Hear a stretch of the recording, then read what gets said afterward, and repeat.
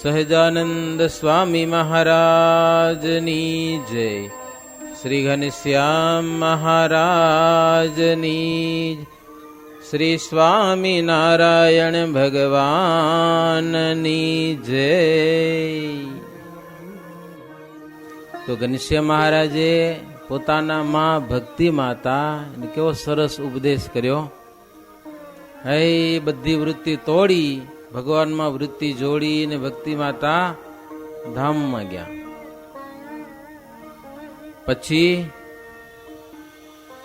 પછી બધું વિધિ કરવાનું હોય ને અગ્નિ સંસ્કારનો. તો મુક્તાનંદ સ્વામી કહે છે કે હે ઉત્તમ રાજન, બધા સંબંધીઓ ભેળા થઈ રામ પ્રતાપ વગેરે રામ રામ બોલતા બોલતા સરજુ તીરે લઈ ગયા ભક્તિ માતાના દેહને. મનુષ્યોની અપાર ભીડ થઈ હતી એમ લખ્યું. લ્યો, ભક્તિ માતામાં કેટલા માણસોની પ્રીતિ હશે? હજારો માણસો અગ્નિ સંસ્કારમાં આવ્યા હતા રામઘાટે સરજુ કિનારે. ચંદન અને તુલસીના કાષ્ટથી અગ્નિ સંસ્કાર કર્યો, ઘી હોમ્યું, શ્રીફળ હોમ્યું અને સરજુના જળથી ચિત્તાને ઠારી અને ફૂલ પણ સરજુમાં વહેવડાવી દીધા. પછી બધા સ્નાન વિધિ કર્યો, સ્નાન કર્યા બધાએ. હો, ભક્તિના ગુણ સંભાળીને લોકો બધા શોક કરવા લાગ્યા, રોવા લાગ્યા બધા એમ. ત્યારે ધર્મદેવે સૌને ધીરજ આપીને કહ્યું કે રોવામાં કોઈ ફાયદો નહીં, ધીરજ રાખો. આ શરીર છે એની લાંબી ક્યાં સુધી આશા રાખી શકીએ? કીધીક તો પડે કે ન પડે? એમ આમ સદાય જીવવું જોઈએ એમ ક્યાં સુધી આશા રખાય? 50 વર્ષ, 60, 70, 80 વર્ષ, 100 વર્ષ સુધી બિચારું હાલે. પછી ધર્મદેવ કે પછી તો પડે. એની વાહે રોવામાં કોઈ ફાયદો નહીં. ભગવાનનું નામ લ્યો, જન્મંગલના પાઠ કરો તો જીવાત્માને શાંતિ મળે. હો, 2 દિવસ પહેલા એક ભગત મને મળ્યા. એ કે સ્વામી, અમારા કુટુંબમાં એક પ્રસંગ એવો બની ગયો કે એક નાનું બાળક એની માતાના ઉદરમાં જ મૃત્યુ પામી ગયું. પછી તો એનો વિધિ કરવો પડે, એ કરતો ડોક્ટર પાસે જઈને, જે કરતા હોય ડોક્ટરને ખબર. પણ અમને આ સમાચાર મળ્યા એટલે અમે 2 ભાઈ જન્મંગલના પાઠ કર્યા કે હો. પછી એની જે ક્રિયા કરવી પડતી બધી કરી. પણ જન્મંગલના પાઠ કરતા કરતા, રોતા રોતા નહીં એમ, જન્મંગલના પાઠ કરતા કરતા બધું કર્મ કર્યું. તો પછી એ જીવાત્મા ક્યાંક પિતૃઓ પાછા આવે ને બોલે. ખબર હે, અમુક વર્ષો પછી એ આત્મા બોલ્યો કે મારું મૃત્યુ તો માતાના ઉદરમાં થઈ ગયું, પણ તમે જન્મંગલના પાઠ કર્યા હતા ને એ પાઠનું પુણ્ય મને મળ્યું અને હું ખૂબ સુખી છું. કે લ્યો, એટલે આપણે પિતૃઓની પાછળ કાંઈક કરીએ ને આવું, એ આત્માને શાંતિ મળે છે. ગમે તે લોકમાં ગયા હોય, પિતૃઓ ગમે ત્યાં ગયા હોય ને, તો આ જે પુણ્ય કર્મ છે છેક ત્યાં સુધી પહોંચે છે અને જીવાત્માને શાંતિ આપે છે.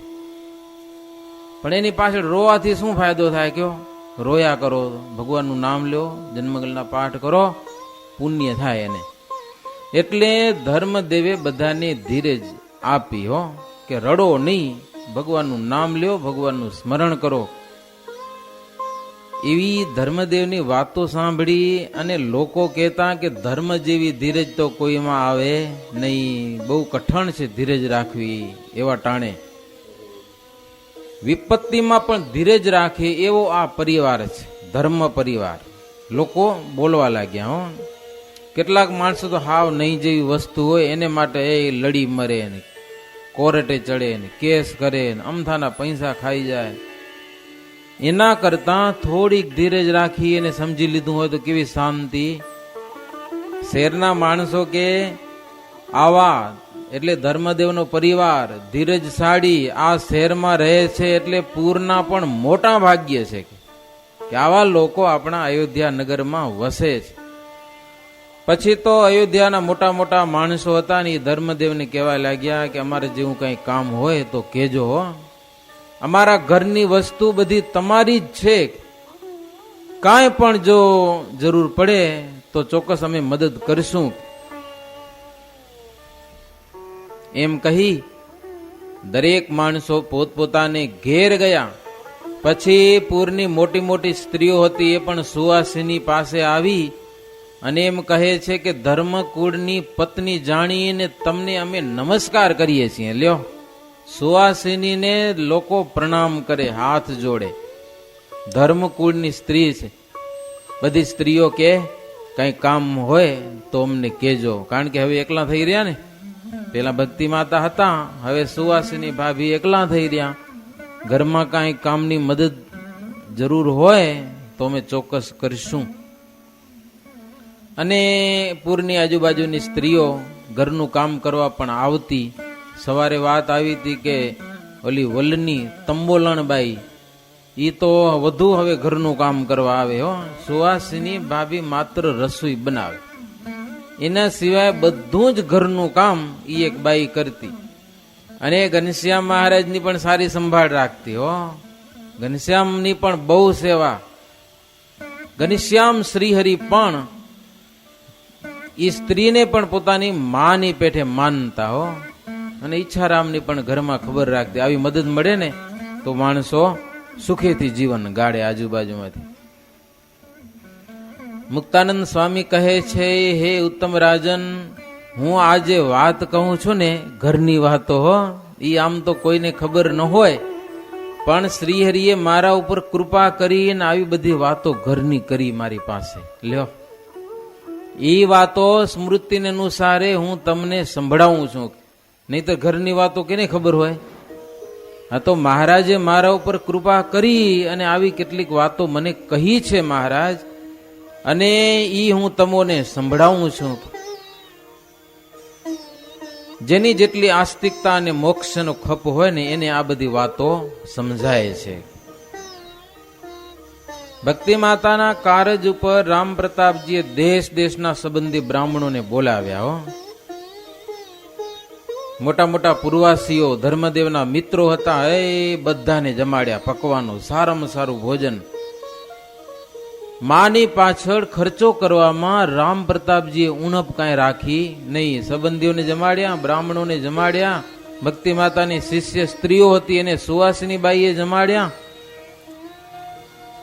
ગાયોના દાન કર્યા, વસ્ત્રના દાન, આભૂષણોના દાન, વાહનના દાન, સૈયાના દાન ભક્તિ માતાની પાછળ ખૂબ કર્યું છે.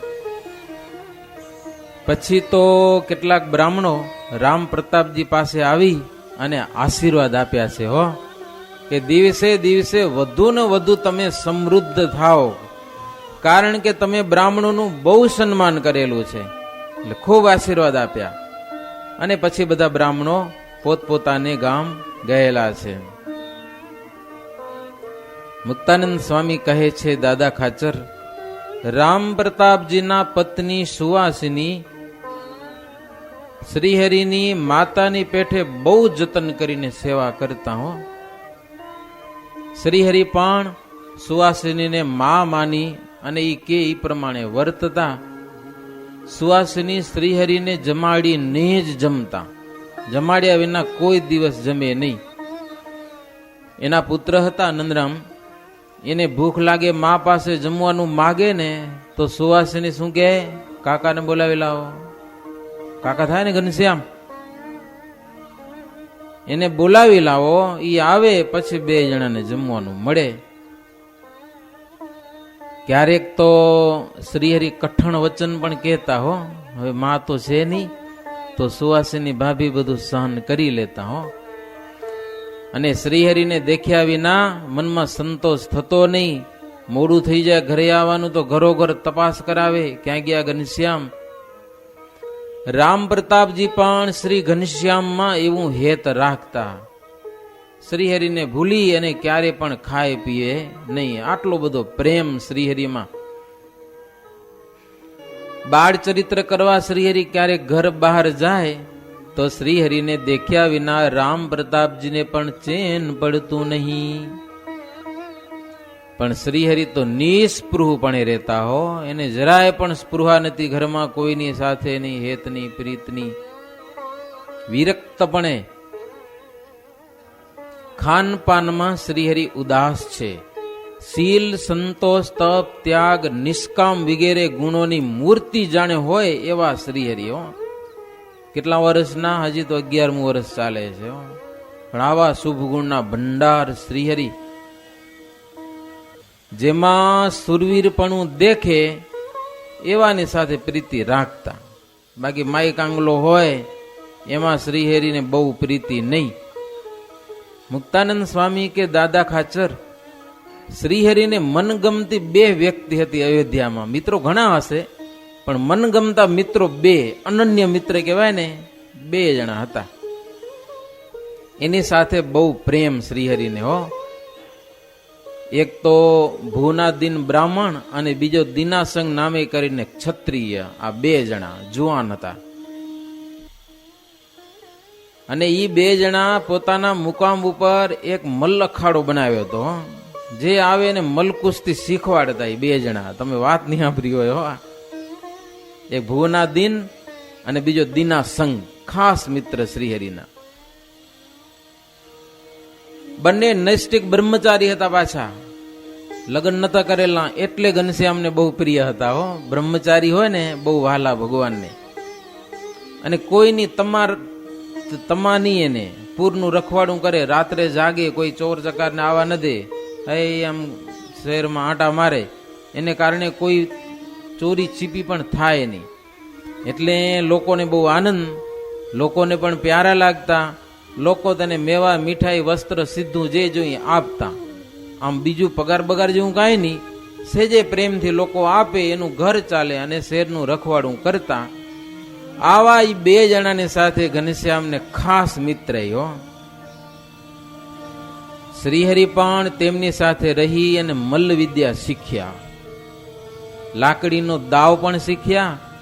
પાછલીપોર રાત્રે શ્રીહરિ સ્નાન કરવા ઉઠતા. સ્નાન કરી અને નિત્યવિધિ કરી, સ્નાન કરી આવીને ઘરે આવે. ઘરે આવીને પૂજા પાઠ બધું કરે.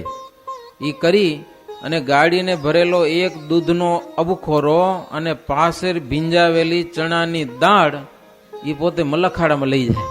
ઘનશ્યામ મહારાજ ઘરે નાસ્તો ન કરે, ત્યાં લઈ જાય. ત્યાં જઈને રામરજને પ્રથમ અંગે ચર્ચે. જુઓ, ઘનશ્યામની વાતો સાંભળો. રામરજ કહેવાય ને અયોધ્યામાં, એ અંગમાં ચર્ચે પ્રસાદીની ચરણ રજને. પછી 125 દંડ કરે. દંડ એટલે દંડવત પ્રણામ નહીં, પણ દંડ યોગના આવે છે, ખબર એમ દંડ કરવાના 125. પછી ચક્રદંડ કરે, ઉલટા સુલટા. આમ કૂદકો મારીને આખો ઉલગુલાટી મારી જાય.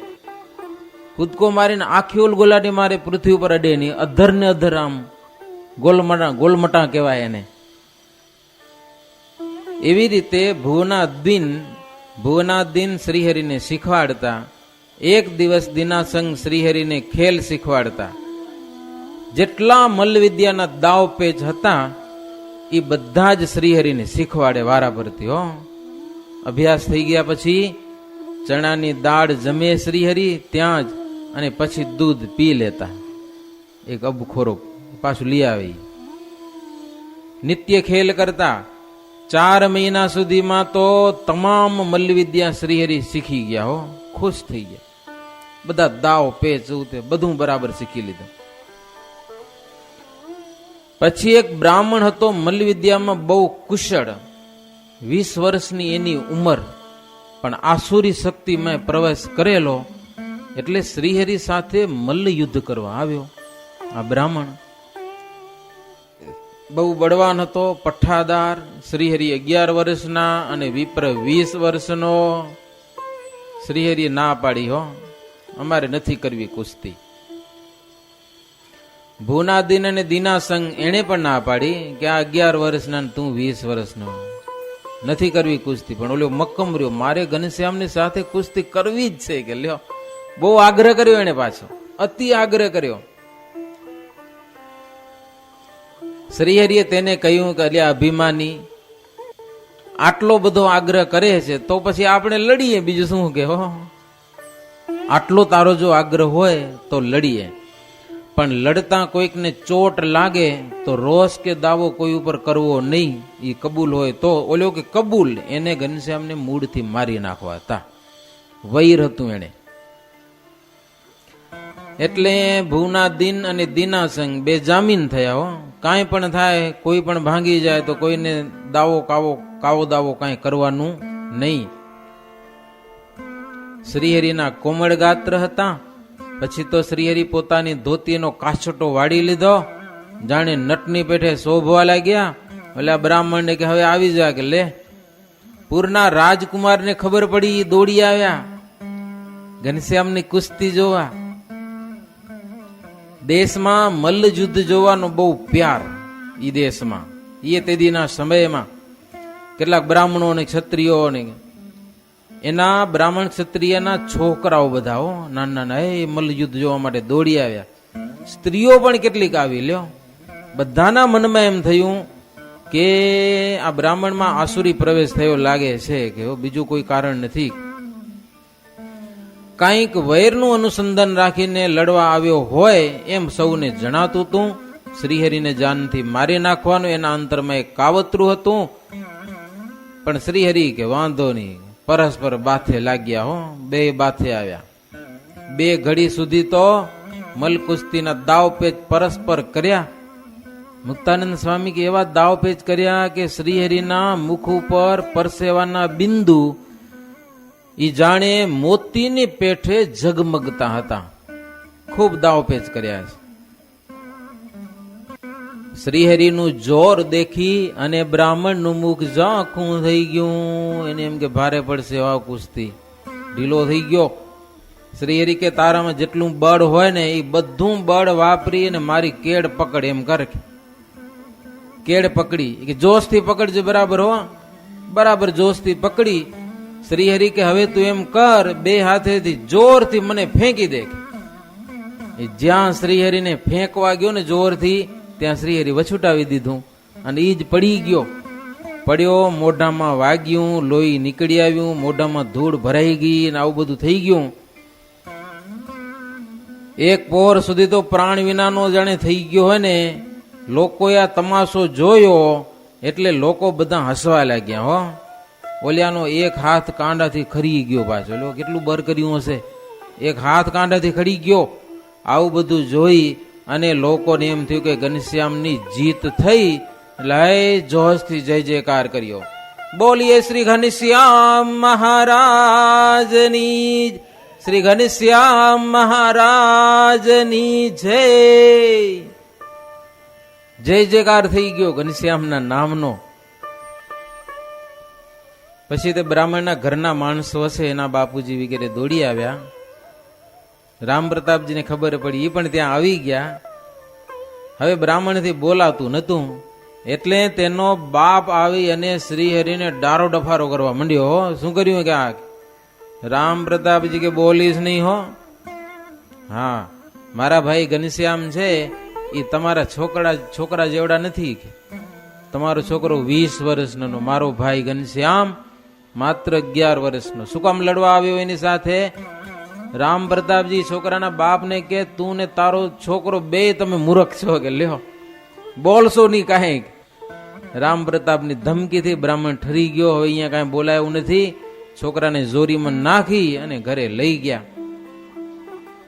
રામ પ્રતાપજી કે લડવા શું કરવા આવ્યો કે એમ શું જરૂર હતી એને? લઈ ગયા ઘરે. દવા દોરી કરીને પાછો હાજો થયો. મારી નાખ્યો નહીં ઘનશ્યામ મહારાજે. પાછો મારો બેઠો થઈ ગયો, લઠ્ઠો થઈ ગયો પાછો.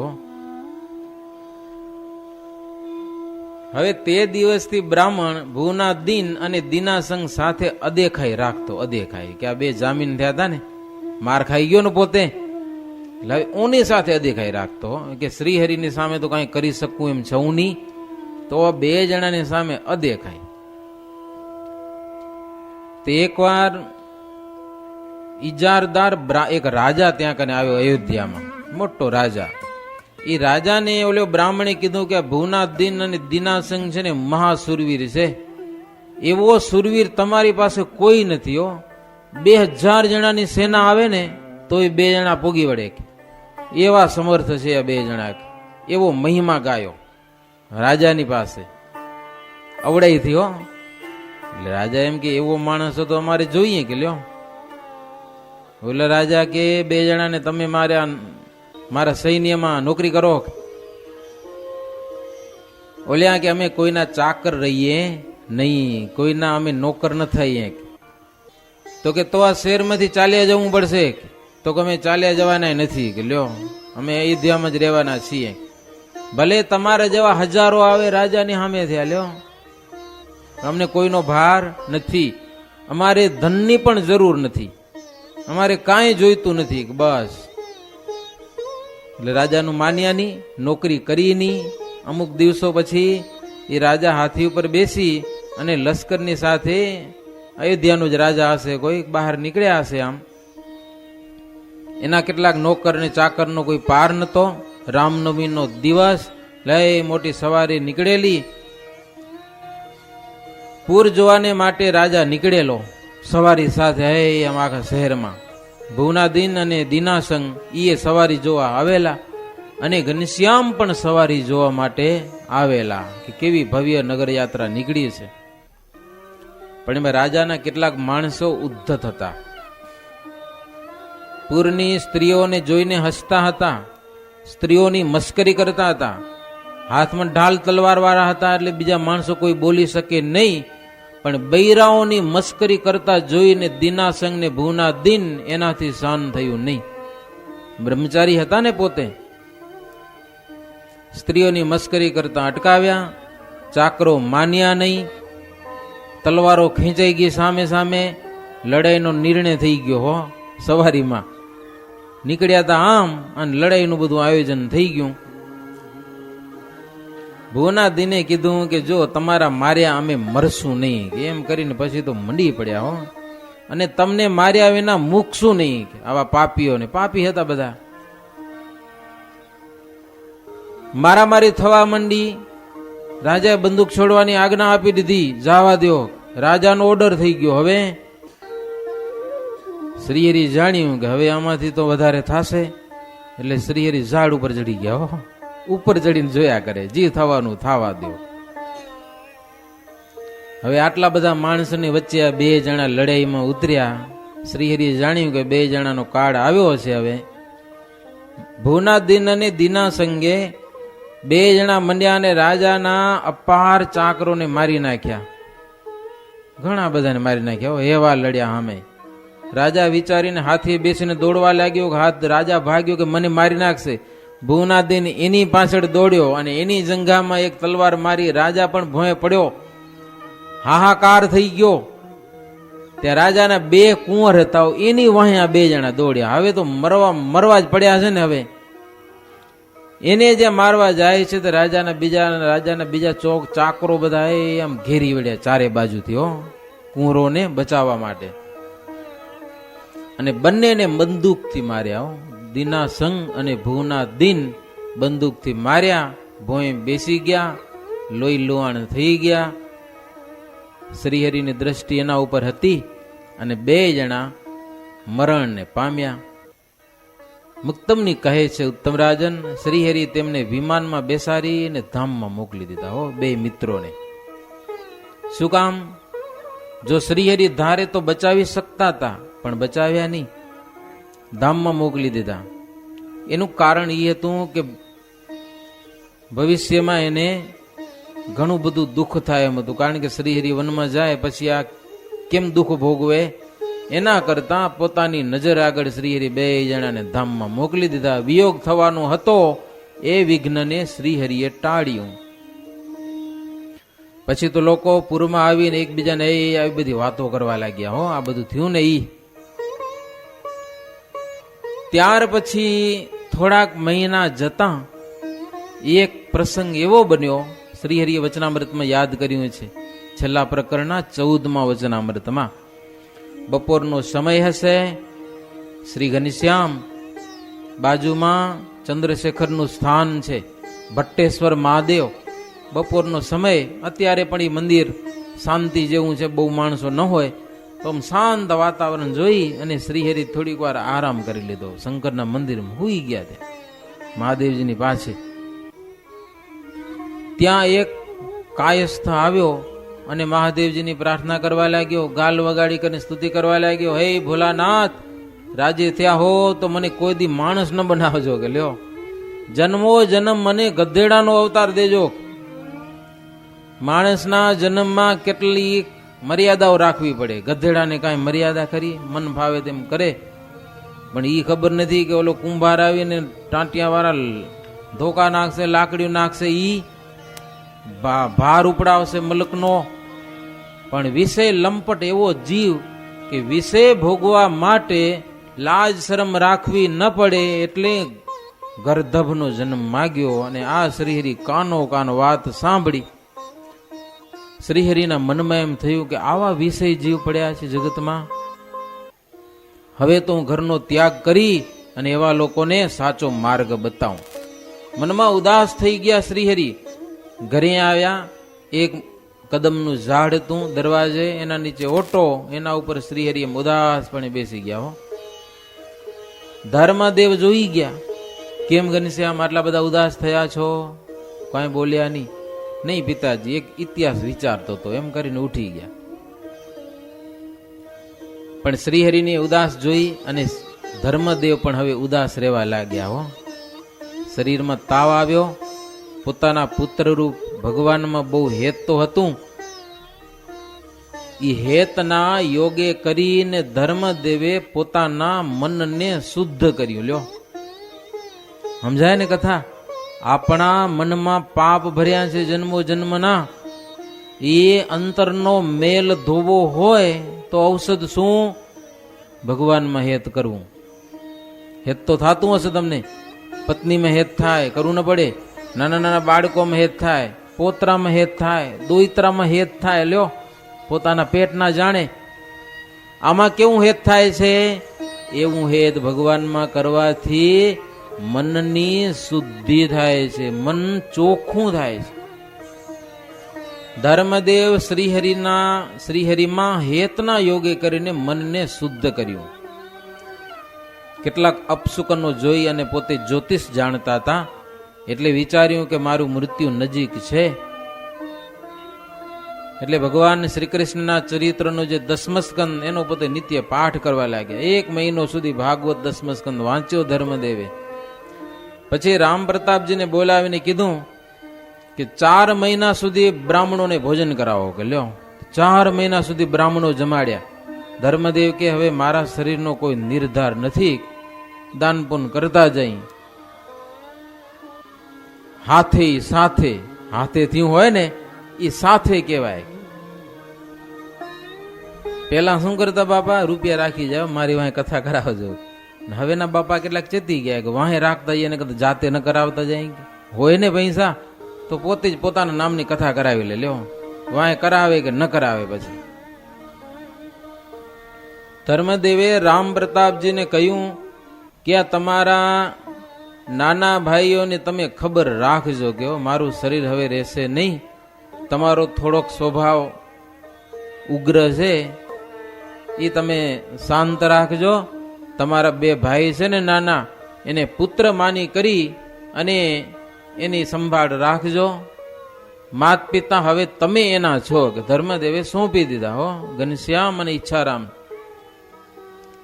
ધર્મદેવ કહે છે મારા કરતા પણ તમે વધુ એની પ્રેમથી સંભાળ રાખજો.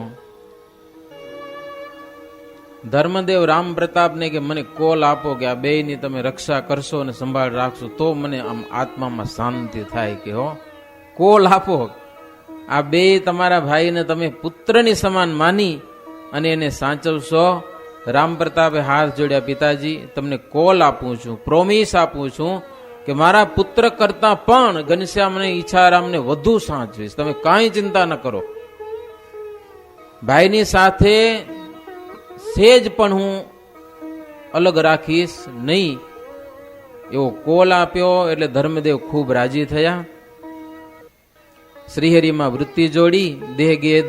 દેહ અને ગેહમાંથી ઉદાસ થયેલા છે. બીજે દિવસે એકાદશી આવી. એ દિવસે ભગવાનની પૂજા કરી. એકાદશીને દિવસે મોટો પૂજાનો ઉત્સવ કર્યો.